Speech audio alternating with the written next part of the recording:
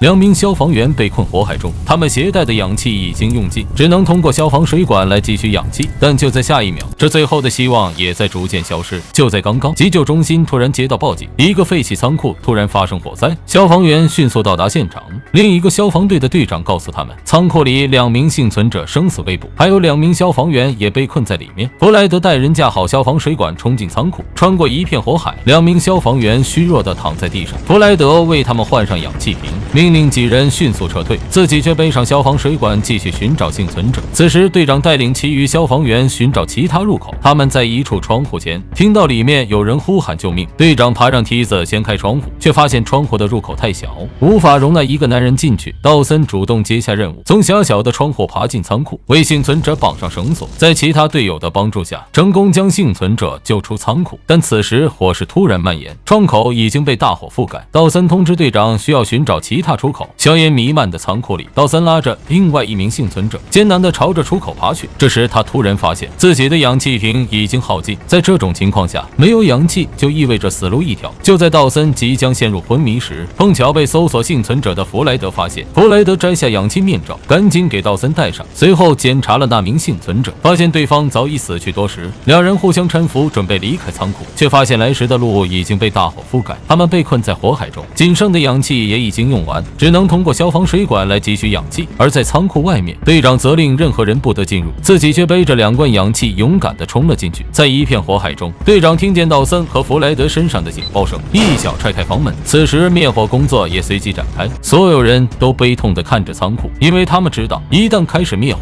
就意味着仓库里的氧气会更加稀少，没有人能在这种环境里活下来。最后时刻，队长一马当先冲出火海，身后的弗莱德和道森紧随其后逃出仓库。消防员们紧紧地拥抱在一起，比起扑灭这场大火，队友的安然无恙更让他们欣喜若狂。